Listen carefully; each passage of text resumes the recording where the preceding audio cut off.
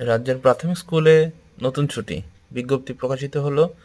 বিজ্ঞপ্তিতে কি বলা হয়েছে সেটা একবার দেখে নেওয়া যাক। It is hereby notified that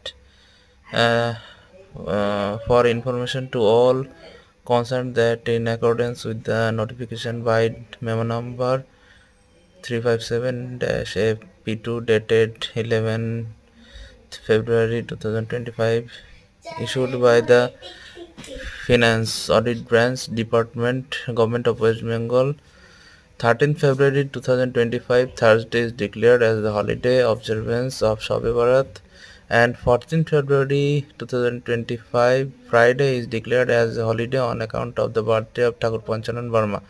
Therefore, all the primary schools and junior basic schools across the state under the academic control of WPBPE will remain closed on both the day। মানে দুটো দিনই প্রাথমিক এবং junior high school ছুটি থাকবে।